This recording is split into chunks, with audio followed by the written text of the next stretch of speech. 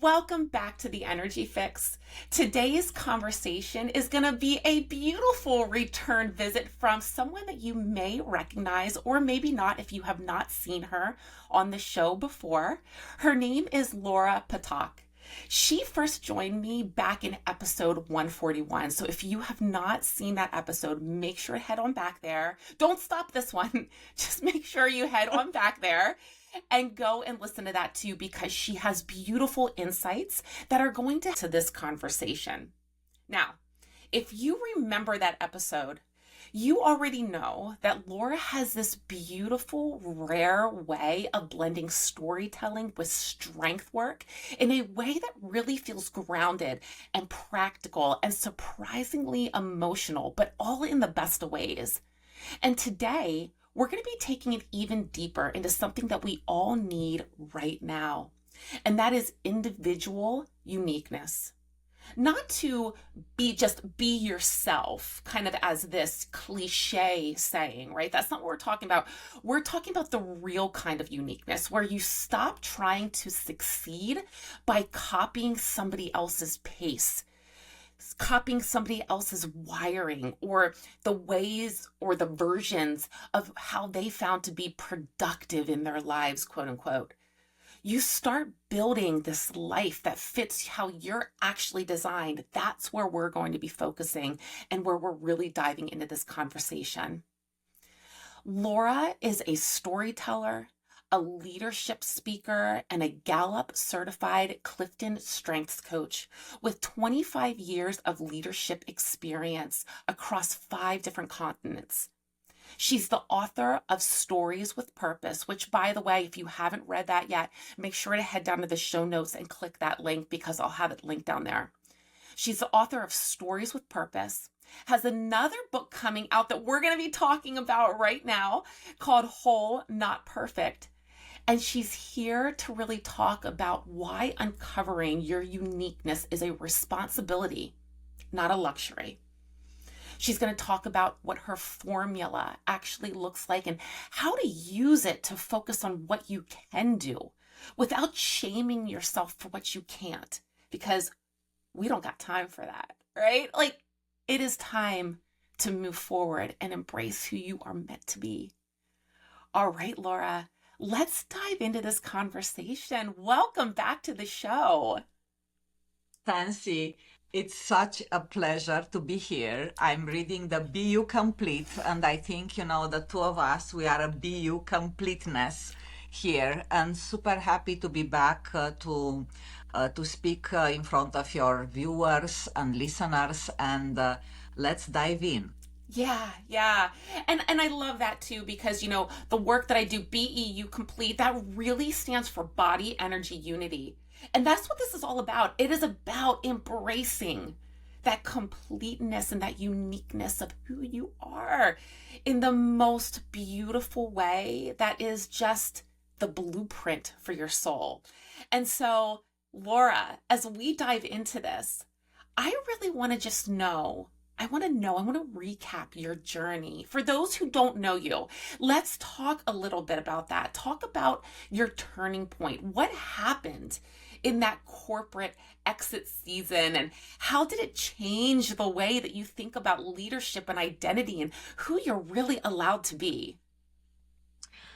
Wow. So, yes, let's dive in. I think in the first episode, we talked a bit the importance of storytelling and why storytelling it's so important, and that out of all stories we tell in life, 2 stories are very important. Our origin story, which is part of our uniqueness, and also the stories we tell to ourselves here.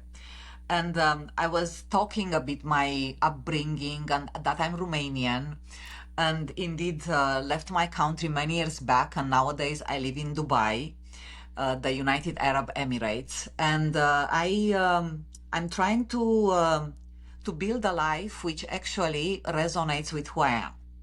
This is what happening that is happening now. Now, you asked a question like 25 years of corporate experience, and I'm just gonna pick up on the story from that point on.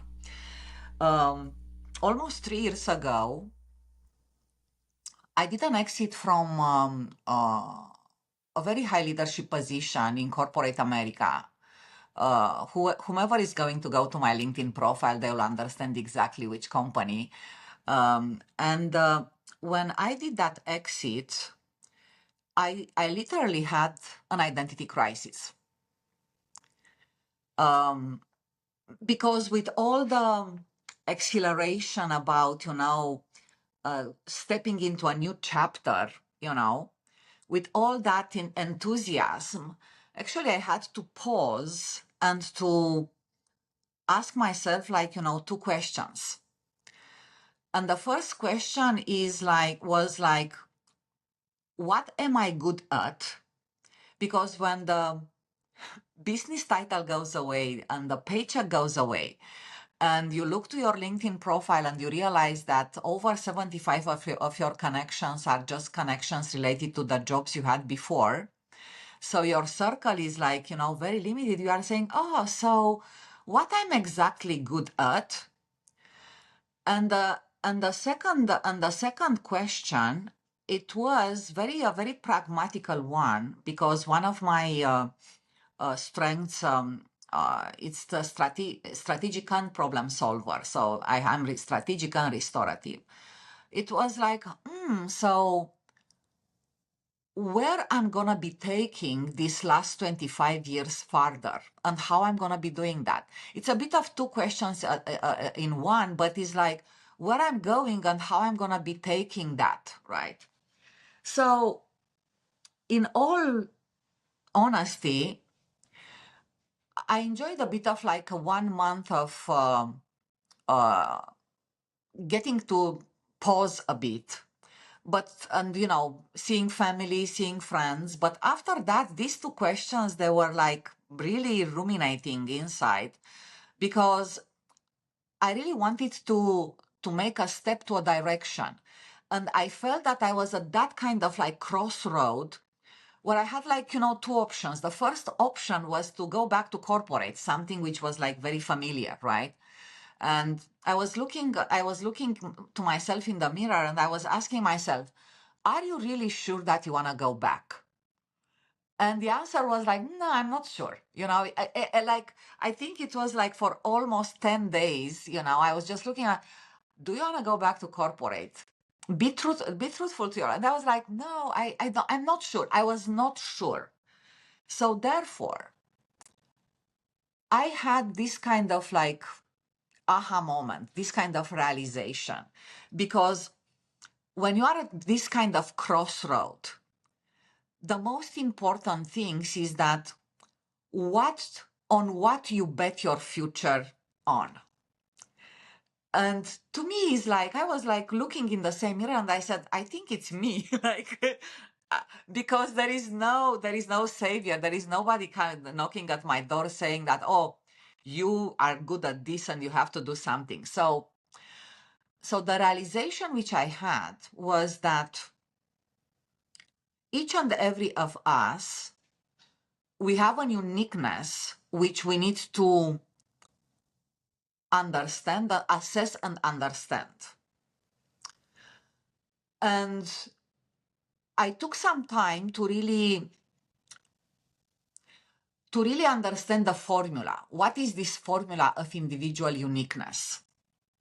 And I came up with 4 elements of individual uniqueness, which actually right now I totally believe that could help each and every individual understanding and assessing that uniqueness, to make any kind of decision and to drive to any kind of direction in life they want. So one, I was back to the origin story, right? The origin story, that story, like those last 25 years, they had not only 5 aha big moments, they had like, many aha moments. But did I remember everything? No, but I remember automatically that the top 3, 5, which actually helped me to move to a certain direction. Either it was a step back in the career in order to accelerate another step upwards.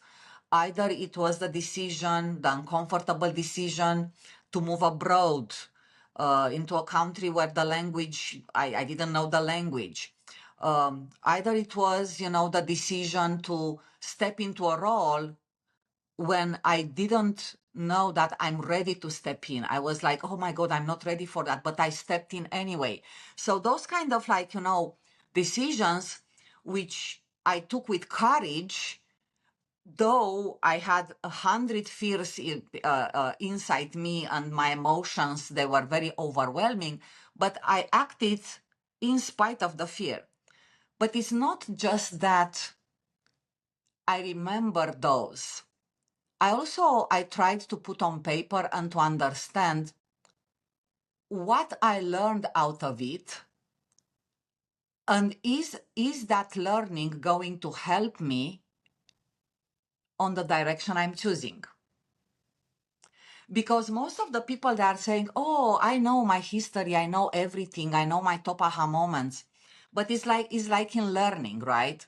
You have an information, but if you don't take that information further and you apply it again, and you don't share what you experienced with others in order to somehow embody that learning, is just going to be a memory on paper, right? So the first element of individual uniqueness is really understanding what are those kind of 3-5 big aha moments in life. Could be personal, could be professional. What we learned out of it, and did we took that further into our life? And is it going to help us in the future? That's the first element. After that, when you step out from corporate, where you had teams around you, you are able to delegate, you are able to do things, when all those resources vanish, the question is, what are your strengths, your abilities, your skills, and what you could do with those, right? So I remember from my corporate days that in the last, I would say, last 10 years, we were assessed Clifton strengths. And to tell you the truth, I had an assessment somewhere in a folder on my computer. But I remember that it was a time when, even when we were creating teams to implement projects, we were matching the kind of strengths, the individual talents people had in order to be more productive into that particular initiative. And I went back to my folders and I said, oh, what are my strengths? And I realized that actually I was having all the natural talents I needed in order to take any action and even building a business. Because my top 10 talents, which comes very natural to me, are I'm a learner, I'm an arranger, meaning that I can prioritize I can juggle with priorities very easily. I'm a strategic, I'm a restorative, meaning problem solver, and I'm responsible. I take accountability for everything I do. So when you understand your top talents, you understand what are those things which you can create and what outcome you can produce. Maybe if I'm not that analytical, maybe I'm not gonna be jumping straight forward to get frustrated doing analytical stuff. Maybe I'm gonna ask someone to help me, one of my friends. I'm not good maybe with, videography or production and all this kind of very detailed kind of thing. Therefore, I might I might have someone. But as long as I'm good in creating strategies and, being responsible and accountable and problem solver, I think consulting could be a very good thing to do, right? So understanding those talents which comes very natural to you, this is the second piece of the puzzle. And I want just to double down and to have everyone understanding what are those strengths. According to Gallup research, each and every of us, we could tap into 34 talents.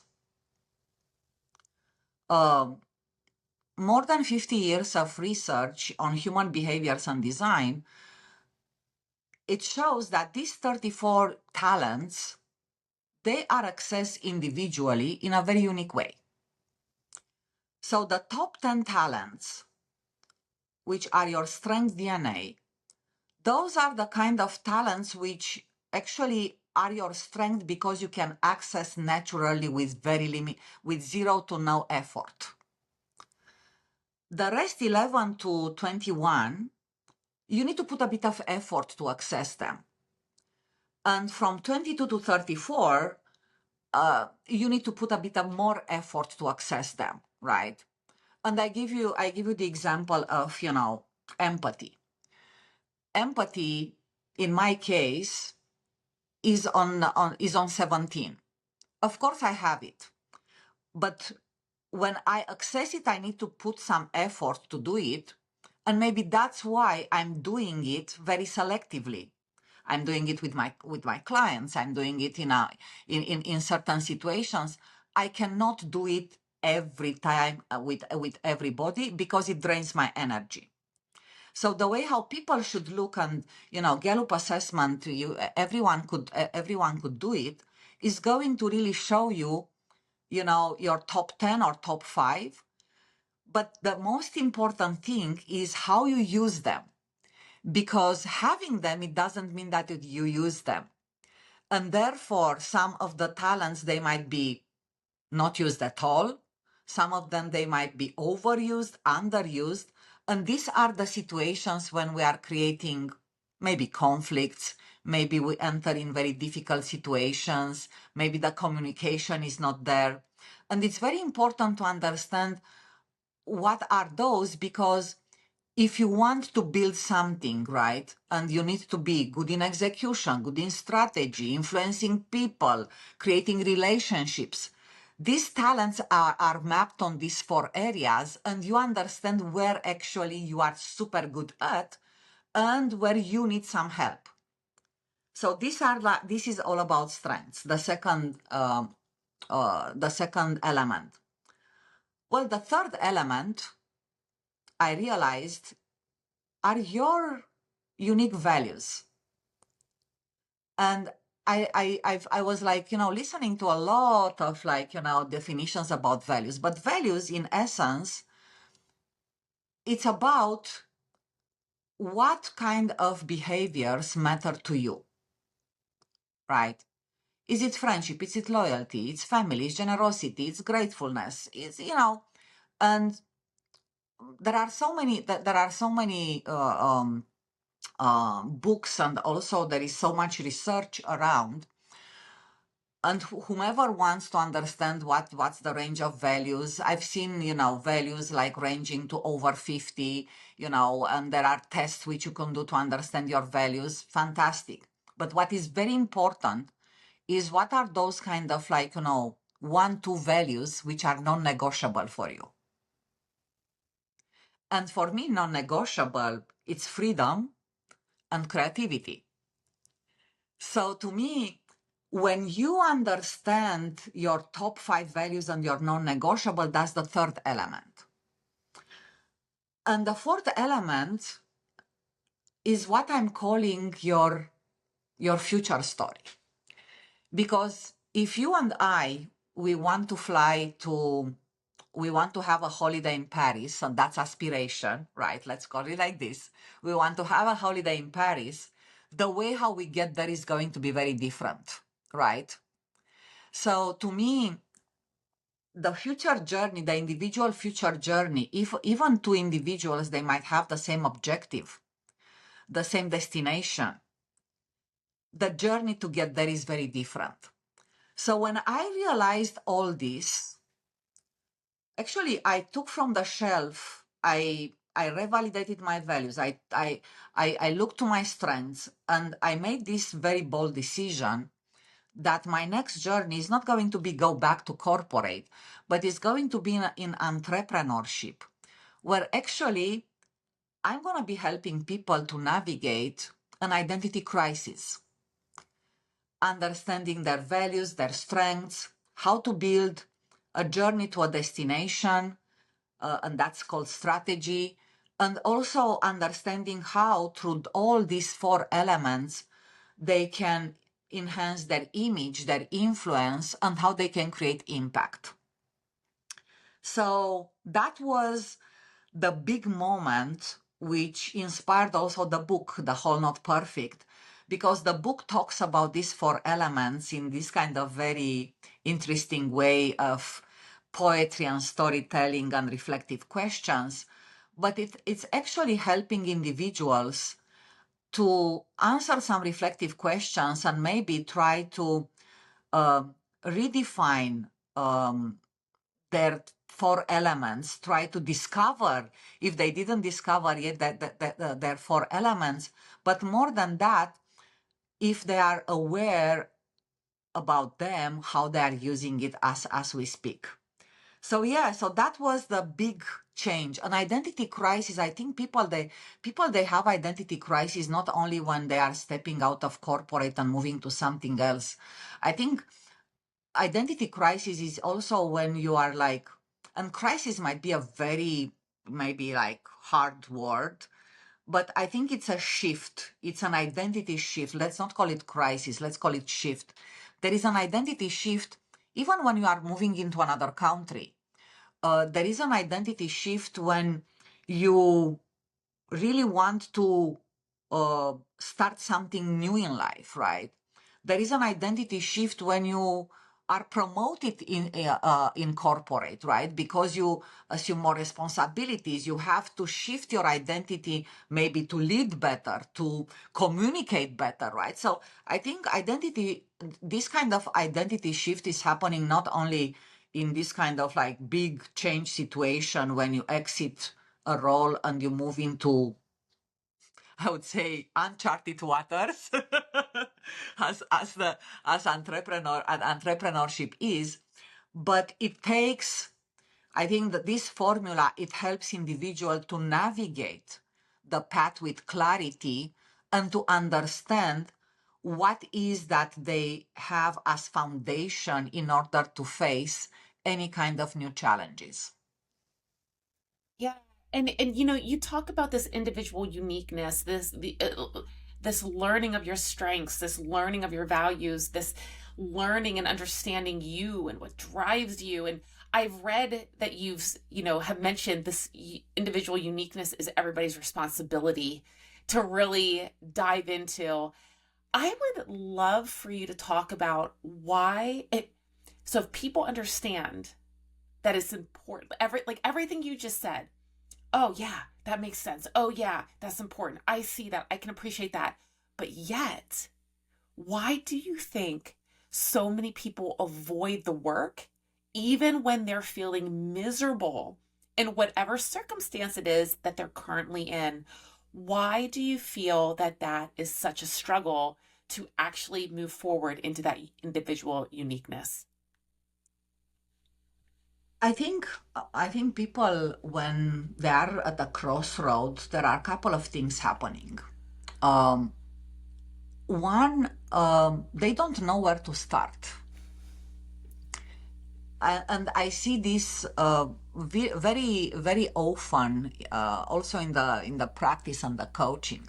There is this kind of like, I don't know where to start. So where should I look? And this formula actually helps you get that clarity. Clarity, and because when you understand your past stories, you understand your strengths, you say, oh, so if I am good in A, B, C, D, it means that I can do X, Y, Z. So to me, the moment of this kind of moment that I don't know where to start, um, it's a bit of also imposter syndrome. Am I good enough to have to start something new? You know, that kind of like, I want to start a business, or I want to get a new job, or I want to, but am I good enough? Trust can be tough. Like that Trust. that trust that trust that something's going to work or that you can make it work. That can be really Exactly. challenging. Exactly.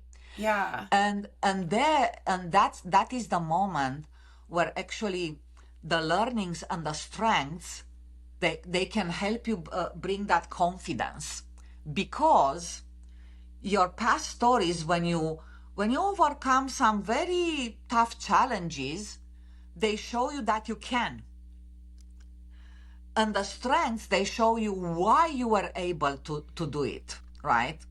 So to me, these two reminders are extremely powerful in the moment when you doubt yourself. You have like, nah, I'm not sure if I can do this, you know. This formula, it's also very important for people when they are in like this kind of like, it's not the right moment right now. You know, you have to make a decision and you postpone that decision. Say, nah, I don't want to really do it now. But if you look and if you have this kind of like, very good self-awareness about that you went through that kind of decision before and you made that decision, your strengths say, even if I'm gonna be doing this decision and something goes wrong, I still can bet on my strengths, or I still can have that support around me, or I still can access that, right? Sometimes people, and in the book, I'm mentioning this very, very frequently. Sometimes people postpone decision because they really think about the end outcome. And that saying that, oh, start thinking, think big, and start planning with the big outcome in mind. That's correct. You want to go to Paris, but to go to Paris, let's take this example, like big outcome. To go to Paris and the two of us hanging out on Champs-Élysées, having a coffee, first of all, we need to do a bit of the research to understand, are we going to go on a full season when we are going to pay the high price, or we are going to go, we need to align. So at least you start with something very small, something to give you that kind of momentum, which you say, oh, we are not going in the summer. We go like in September because, the prices are good and it's not going to be that busy. And, oh, we might even go on sale on some things, like, so the fact that you start doing something, or people saying that, oh, I want to change my job. You want to change your job and you say, I really want to get this kind of like, job with another company. But the first thing is do your CV. So this kind of small, simple steps sometimes create that momentum, which gives you the satisfaction that something is accomplished in the larger scheme of things of going somewhere, right? So, and when people are saying like, it's not the right momentum, oh, it's too far, it's like, it's I'm not doing, they have the impression that they really need to accomplish that immediately. It's because this kind of like little small steps, little momentum has not been created yet. So to me, knowing the four elements and reminding yourself when you are at a crossroad of decision, being unclear, being uncertain, being confused, being afraid, knowing that you went through to similar situations, your strengths, your values, and understanding that your outcome is going to be achieved, creating momentum to small, simple steps, I think that helps everyone to get to write a future story, which is going to be build not only through moments of happiness, because, life is a roller coaster, but we really need to be capable to understand even from our like, I would say, flops. Let's use it. Let's use a word like this, to understand from our failures, because failure, flop, it's there.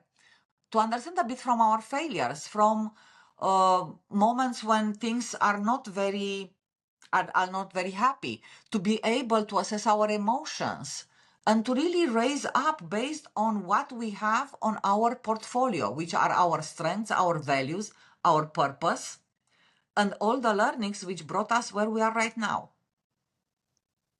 Well, I would love, though, to also add in here the whole concept of conditioning. I mean, as you were talking, I kept thinking, what about when you have those wounds or that conditioning around perfectionism or people pleasing, or there's imposter syndrome or cultural expectations that things are to be a certain way and you've fallen into that? First, I would love to know, like, is there a common one that you see? But then also, let's talk about how when we hold tight to those, what that can actually do over time, how it can cost us over time. Yeah. All what I can talk from my own experience is perfectionism. Because the reason why people they don't start things or they don't move things, it's also because they wait for the perfect moment. uh, they expect to have the perfect setup, the perfect scenario. And I think there is a reframing, and it's practice. The way how I started to be comfortable with not being perfect, I started with small things, and I created that kind of comfort. So for example, I always wanted to, my house is always very tidy and very clean, right? And it's that kind of like, perfectionism, like everything should be in the right place. I started accepting that things, they could be messy, not super messy, but messy. And I was creating that kind of being comfortable. After that, when I started, so that was the first thing, because I was like, it's like even things that were not perfect around me. I started with the physical things. After that, I said, well, I was planning to visit some of my family in the north side of the country, and I didn't have, the best accommodation, but it was comfortable. I was like, maybe I didn't choose, the best route. I choose another one, but it was okay. So start, doing things which are like 70-80% as you want them to be, right? And do this kind of like little choices which starts make you comfortable with not being perfect, you know and nowadays, when I'm looking to business and when I make a decision, uh, in the past, I was thinking that I need to have the whole information. And because my learner is my first talent, imagine that I was really going rabbit hole in like learning, and the information was never enough. That was the toughest thing for me, to start making decisions in business based on, I would say, maybe less than 70% of information. And I have this kind of rule: when I'm saying I stop, I stop myself in like at 3. So I collect the information, I look, do I need more information? Yes, I'm going for more. But after, I don't go more than 3 times doing a research and going down the rabbit hole. So I put boundaries in the way how I collect or I process enough information for me to be comfortable to make the decision. Did I make maybe a decision which didn't have the result which I expected? Yes. but it was maybe 1 out of 10, which to me, it's a very good success rate. So I think, people, I'm always fascinated about, we know, each and every of us deep down, what are the things which might prevent us to do things. Perfectionism, procrastination, because maybe the things which we are doing, they don't come naturally to us, and we don't really like doing those stuff. And we should be very clear saying, you know what, I don't really feel that I like doing this kind of stuff. And talking about it, maybe at one moment someone else is going to come and say, if you don't like doing it, do something else, do something which creates energy, not depletes you from energy, right? That's why people sometimes, they are in jobs and they don't like what they are doing. But the reason is because what they are doing is not where their strengths or talents are. And that's why their energy is being depleted, is not like recharging. That's why it's so important to understand your strengths, because you know what creates energy for you. Because in life, when you give energy in things which you don't like doing and you are not passionate about, really, you are just depleting yourself from good energy. So to me, what I was trying to say, I'm bringing the story back, is that when you know exactly what are your, I would say, points where you need to do a bit of work, the simple thing is to start with one thing which you could change very little, but and you start doing that consistently. You don't need to boil the ocean. You start with a simple stuff, and the best example is like procrastination. Is like one client, not giving names, moving from one country to another. He stopped going to gym in his previous, environment, being home, and he moved to Dubai. He was going to gym 5 times a week. I was like, fantastic. Coming here after 3-4 months, he was not able to go to gym at least once.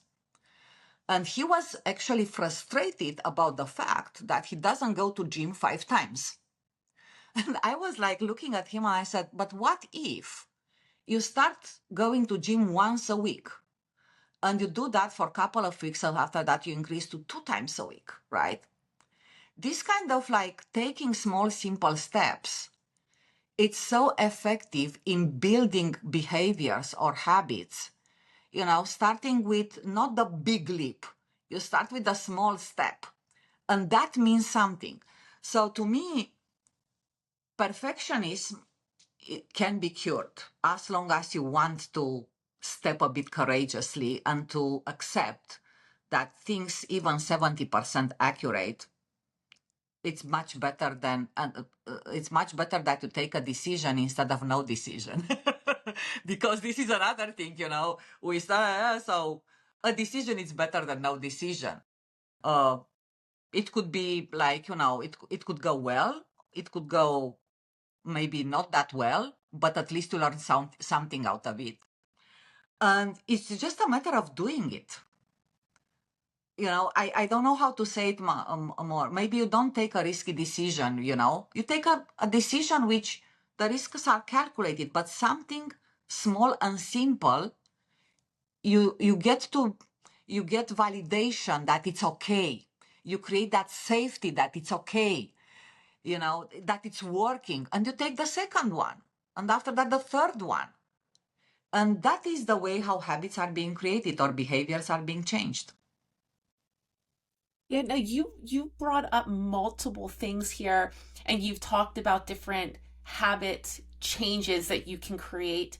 I would love to just do a recap so that the listener can really just grasp their head around what exactly is your formula. Let's recap. Let's talk about what the formula is, the key ingredients, what order it needs to go in. How can people really work with this formula? So the formula of individual uniqueness are the learnings, those kind of experiences that they showed you, that you went through tough, difficult situations before and you succeeded. That is the very good example that you've been able to do that before. The strengths are the ones telling you what are your natural talents, what you are good at, and how you use them and how you can use them towards your destination. The values is what matters to you. And what matters to you is not that it matters to you in seeing that in other people's behavior, you need to walk the talk. So the fact that you've been in challenges before and you overcome, and that might show resilience. That also can give you confidence that you can make another decision, that you can do an uncomfortable step. Your strengths are the one helping you how you're going to be doing that. And your values are going to give you the indication of what matters more for you in doing that. And the destination, actually the destination, it's your decision. Where do you want to go? And when you have that destination, the way how you create your future story, you create your future story based on your previous 3 elements. And the learnings, the strengths, and the values will always gonna be the foundation for everything you want to overcome in life, with the amendment that life, it's not made of big leaps. Life, it's made of a journey of small, simple steps. And so if somebody really wanted to start taking a few steps forward into this formula, where would you recommend that they start with? I would say they start with their origin story and their strengths. Very practical. There are a couple of frameworks in the book, Whole Not Perfect. The real story framework, which helps you actually frame the realizations in a way that you understand the effect and also the learning and how you took that learning into your nowadays, into your current experience. And strengths, everyone could take the Gallup Strengths Assessment and to really understand their top 10 strengths, which are their natural talents. But I think where they're going to need some guidance, they're going to need guidance in order to understand how those strengths are being used in relationship with their past stories and past challenges. And to discover if they are using, not using, abusing, or underusing, because if you understand that you have them, it doesn't mean that you are using them. You know what I mean? So some of them, they might discover that they have latent, dormant, abilities. And maybe that's the reason why some of their passions and some of the enthusiasm and energy is still dormant, Yeah. And, I was also thinking, as you were talking, I was also thinking there has to be some kind of shadow side of strengths, though, that maybe you would wish people understood more. Because I know, for example, one of my strengths is organization. I can organize, I'm very strong at it. However, when it starts to become too much, when I go into overdrive, it starts to create a problem because I'm like, all right, it has to be this way and it has to look this way. And I get very rigid in that organization. And so I would love, yeah, so I would love to maybe talk about your thoughts on when somebody has a strength, they know their strengths, they're trying to implement them, but then they start to go into overdrive and it becomes this place of maybe creating more problems. Do you see that? Yes. Each and every strength, individual strength, depending on the way how you use it, they can create blind spots. I gave you a bit of the example of the learner, that the learner, when it's over abused, like overused, not abused, overused, can put you in going to the rabbit hole, and that means that instead of making a decision, you are delaying a decision. The other one is that strategic, another strength. When you are like having multiple scenarios, because strategic, the definition of strategic as strength is that is not just that you know how to move things from plan A to from point A to point B. You have the ability to evaluate risks and to have plan A, B, C, D, E. If your strategic is like overused, actually you keep iterating those plans and those risks, and you don't move to action, right? If you underuse it, actually you might create the opportunity of risks, right? Because you are not, very well in anticipating risks. So this calibration, it's a lot of calibration happening with strengths, because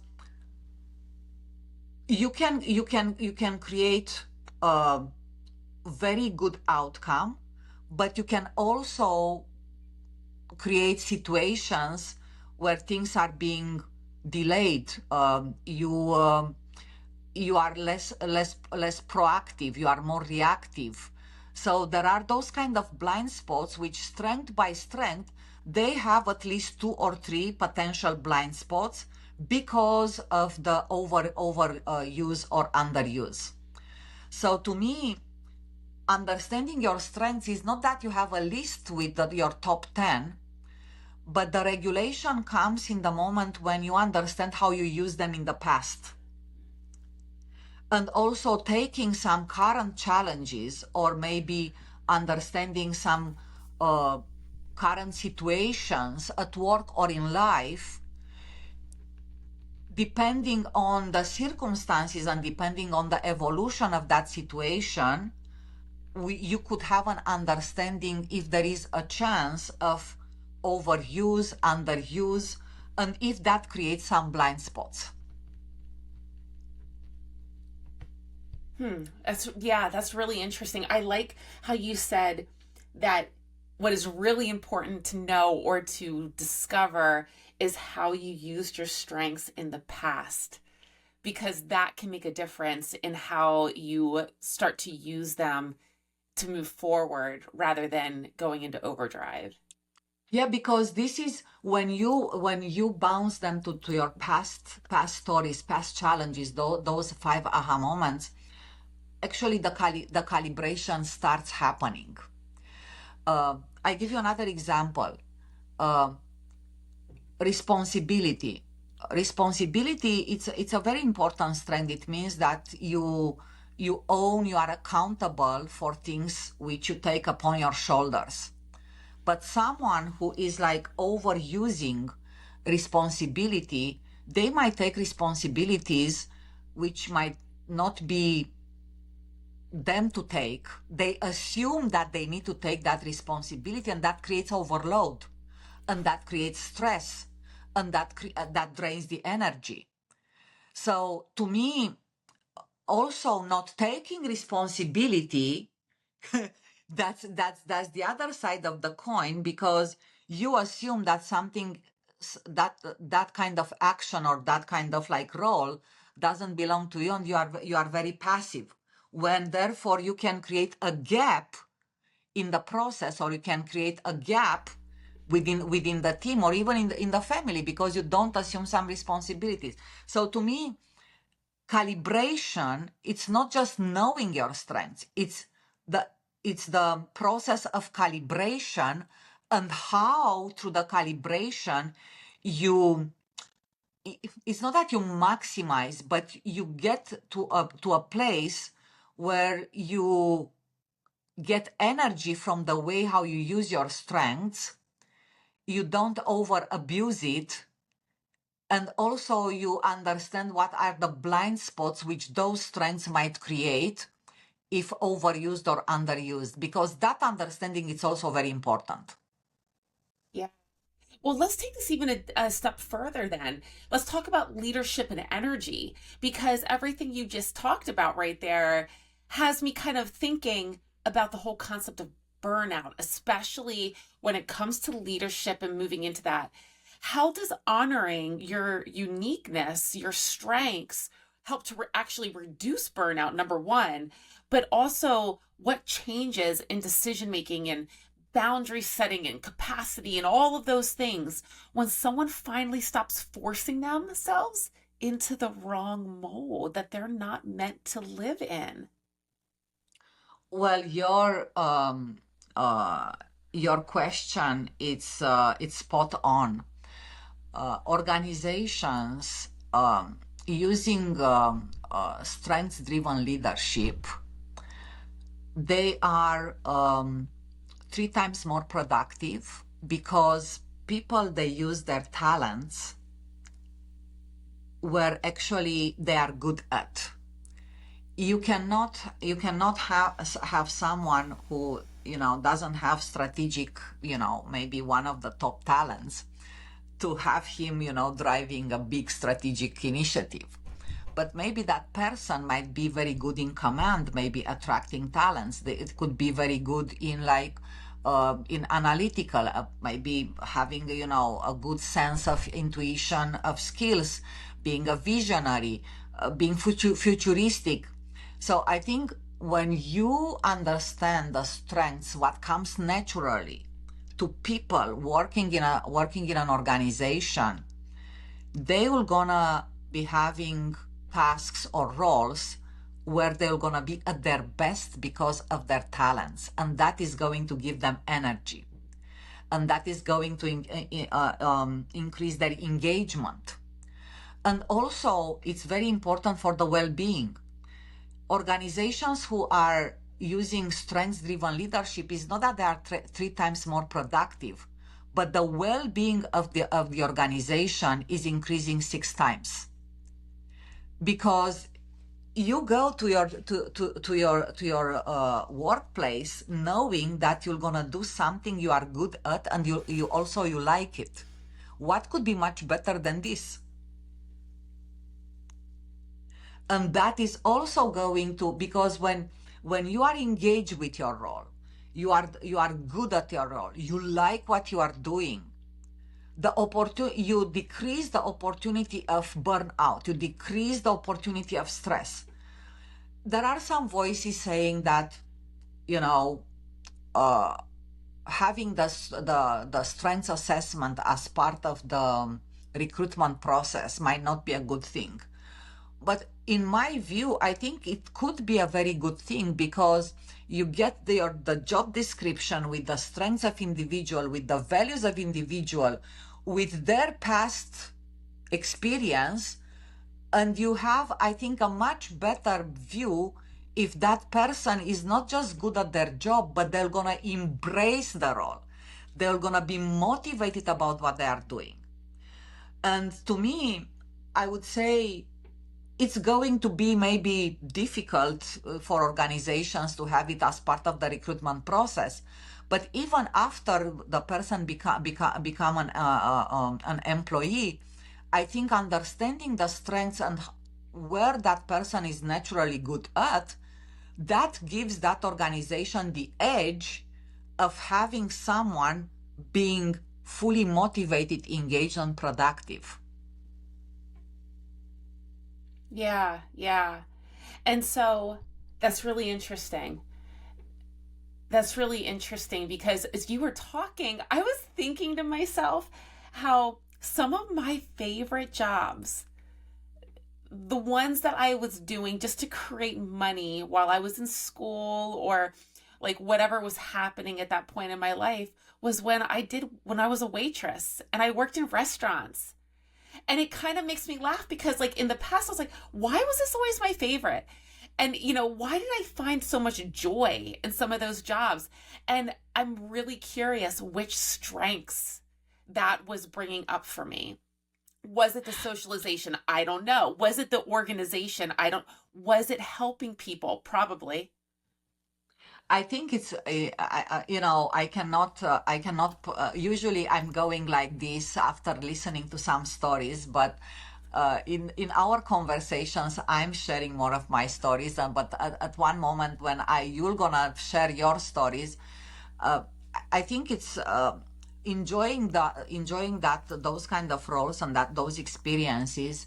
It has to do with relationship building, because there is a bit of the relationship building um, when you are with clients, right? You are with customers, and I think it's also about influencing others to have like a certain meal, or doing things differently. And I think it's a lot of communication there, and also understanding other people needs and intuitive about people mood. I think there is a lot on relationship and influencing, because remember, the 34 talents, they are mapped on these big four areas. It's execution, strategy building, influencing others, and relationship building. And I think maybe some of your strengths, they might be on those areas. But it will be fun for you to just, do your strengths, and we can have a conversation offline, and we could have a bit Yeah. of fun also on that. Yeah. Well, you know what, though? You've hit some really valuable points, because I think you're absolutely right, especially when it comes to the relationship building. Because I know even when it was regular customers that were coming in, I would find it, and they would end up sitting where I was going to be serving them. I used to love that, being able to see the same people that would come in every week or every, a couple times a week, and just having those conversations with them. And so, yeah, it's just really interesting, because so many times I'm like, why did I find so much joy in some of those jobs? And yeah, as you were talking, I'm like, oh, it's probably because it was hitting some key strengths of mine.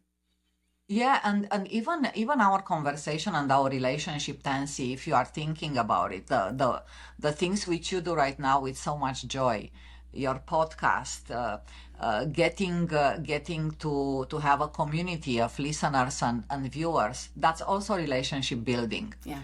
And I think the majority of your strengths might be in those kind of areas. But as I said, I need to know more of your stories, and also for you to take the Gallup Strengths Assessment and to really match those stories and to understand how you are using it, right? Yeah, yeah. Well, I want to take that and just turn it right back and focus and laser back in on you. You've talked about your story and you talked about some of this. What is a moment when you really had to step in and you had to practice your own work, where you kept feeling the pull, the perfectionism coming back in, all of those things that were tugging at you to go off of your track, but you really just took it by the reins and you stepped in and you chose to align with your strengths instead. Like, I would love to hear about some of those times where you felt very challenged in doing this work.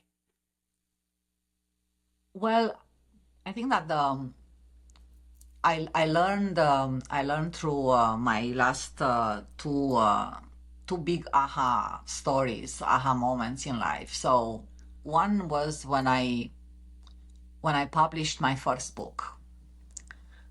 That was a very uncomfortable situation by any perfectionist frameworks, right? So I I framed the way how I framed that experience. I first of all, I had a deadline. I was like saying, okay, I'm taking this direction. I really want to start, publishing uh, my poetry, my stories. I want people to really uh, take some learnings, use some frameworks, understand the importance of your story, that and this. So the first thing, I had a deadline, and the way how I usually work if there are some big things which I want to accomplish, I always have a deadline. And from that deadline, I understand how I can, what are the steps, what are the milestones. In my experience, even from corporate, any line in a PowerPoint or any action without a deadline most probably is not going to happen. And the journey to that timing, I went through having my first publisher, and I was comfortable with the editing, proofreading, and everything. And after that, I was not happy with the distribution, and I went to having a second publisher. And actually, when I went out with the first book, I'll tell you, I was like maybe 80% ready and happy with the outcome. Not the best cover. The first book doesn't have the best cover. The content, I was very happy with the content, with the message. Did I have the advertising, the whole strategy, post-publishing ready? I didn't. But I learned how to do it in the moment. Remember, I'm an arranger. I can juggle with things.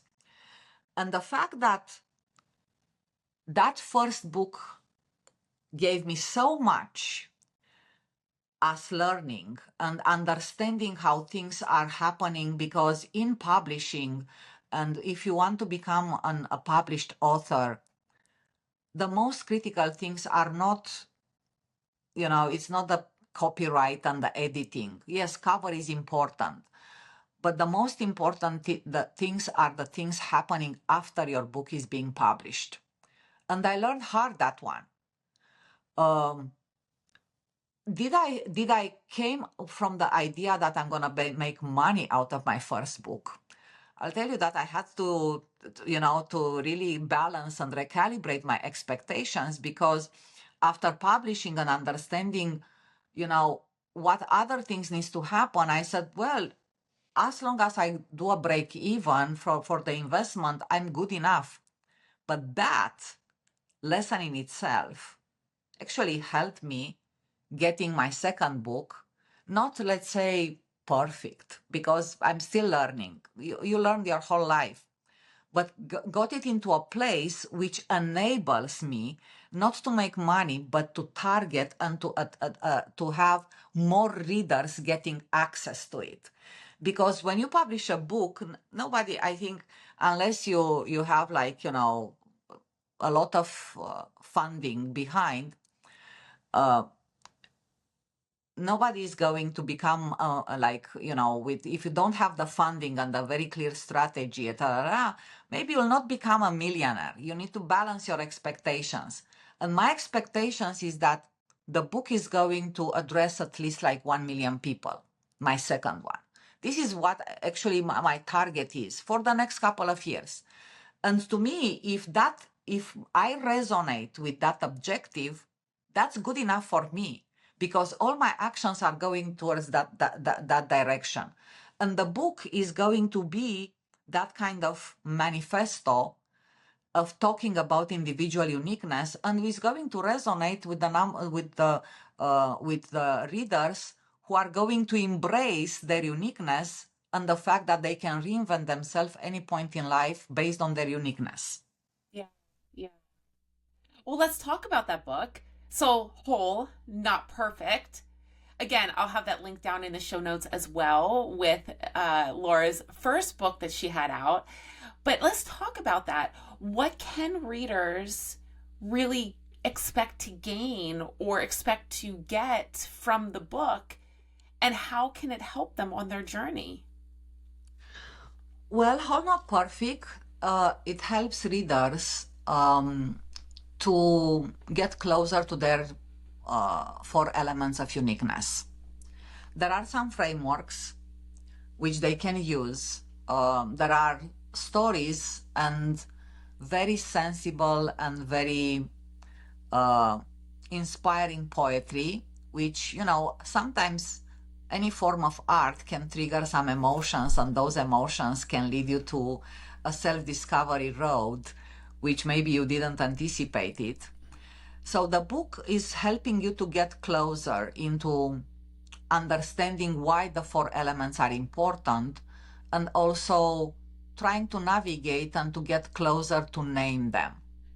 Of course, to name your strength, you really need to use the Gallup-Clifton Strength Assessment, but it also helps you understand why they are important. So that is in essence the book. The book is also talking about reinventing yourself, because if someone was asking me the other day, Laura, how many times you reinvented yourself in this life? And I said 7 or 8 times. And knowing or not knowing, now I know, I think that every time when I reinvented my life, I moved to a new place, I changed a job, I changed direction, something happened in my personal life that made me shift who I was and my identity. I realized that the things which I was using my strengths, my values, and knowing that I went through difficult situations before, and I went, I went on the other side. So that resilience, the courage, and your past stories reminds you some of the things which you sometimes forget very easily, that you are courageous, that you are resilient, that you are good enough, that you can go through certain situations, that you are grateful, that you appreciate life, that you appreciate what other people give you, that you appreciate your energy and everything, because those are the past stories telling us. And the book is helping everyone to look to all these elements in a moment when you might want to shift to a different direction. You might want to reinvent yourself. You want to change something, and you need this foundation to help you do that. I love it. I love it. Well, Laura, before we talk about where people can get their hands onto the book and get into your world, let's just do a few rapid fire questions to get to know you a little bit deeper, really connecting you into some of these concepts that we talked about today, but just getting a little more personal. So, are you ready, Laura? Yes, let's do that. All right, let's do it. 3 questions. All right, first question. What is a quirk that you used to hide that you now realize is part of your magic? Very good one. Okay. I think I like being sarcastic sometimes, sarcastic, that kind of sarcastic fun. And I'm not doing that too often. I was doing that very often, like in the past, but nowadays I'm not sure. I just park it on the side. But I really like being a bit sarcastic, but good sarcastic, not critical sarcastic. And making fun of the situations, in a bit of sarcastic way. But yeah, I like that. I love that, and I can so appreciate that. All right, number 2. What's a sentence that you wish leaders would stop saying out loud? Wow, a sentence leaders should stop saying out loud. Well, I would say, well,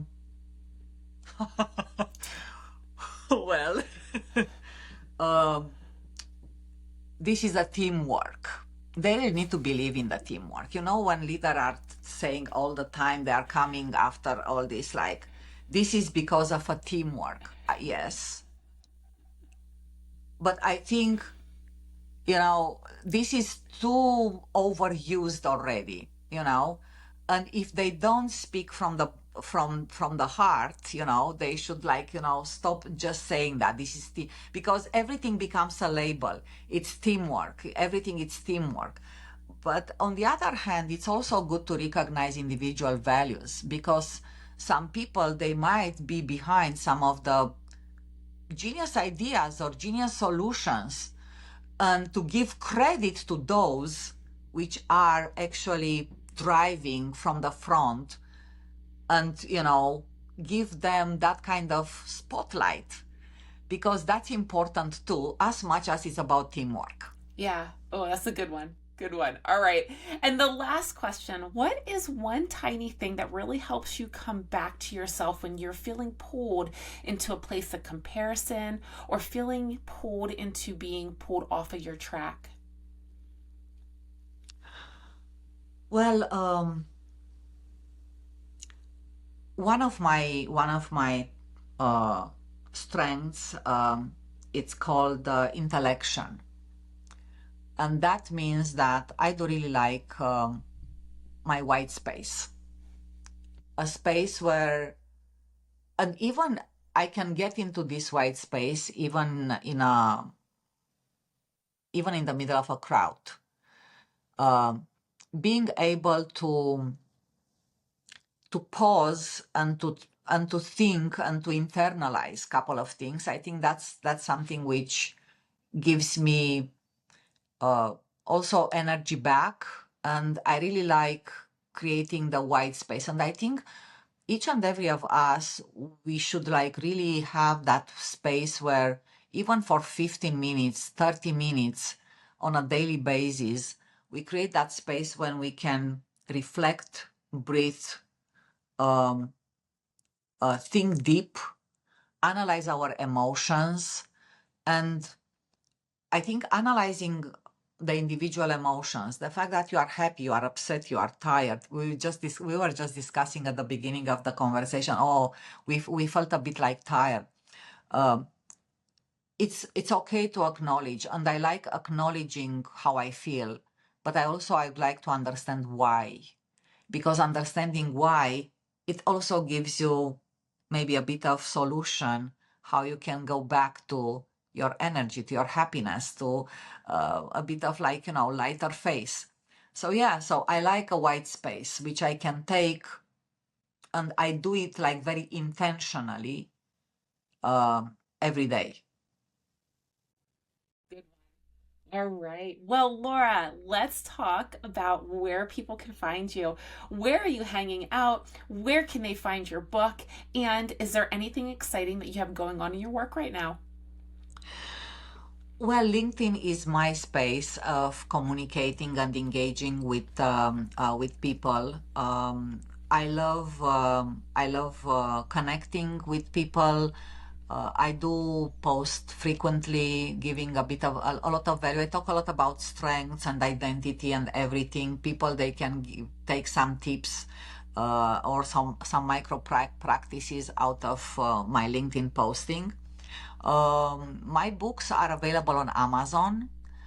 Um, and something which excites me these days is that, remember from our first podcast, I was saying that my love language is poetry, and poetry is the way how I express emotions.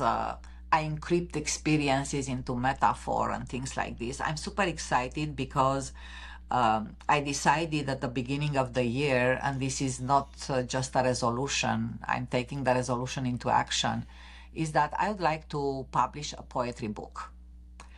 And this is something which excites me. I'm writing on a weekly basis, so I don't know, when you put that kind of like, oh, I really want to get to a poetry book, because that's the way how I engage with myself and after that with others. So when I was thinking about that, my creativity got like, crazy. So I write constantly, consistently, and somewhere towards the year end, I think that that book is going to go out. Awesome. Awesome. Well, as always, those links will be down in the show notes. So make sure you get into Laura's world and get your hands onto her books. The first book, Stories with Purpose, is actually free to download. So if you want to start anywhere, that is the best place to start. But All those links will be down there. Laura, do you have any last words that you would like to lay on the hearts of the listeners for today? I would say like this after listening to our conversation, to stories, and thinking about individual uniqueness, I'm gonna be asking your listeners and viewers one question. What is one small, simple step which you could do tomorrow to get closer and to understand more about your individual uniqueness? Thank you so much. Thank you for being here. Thank you for doing the work that you're doing and sharing and spreading the inspiration and your heart passion. Thank you so much, Laura. I thank you.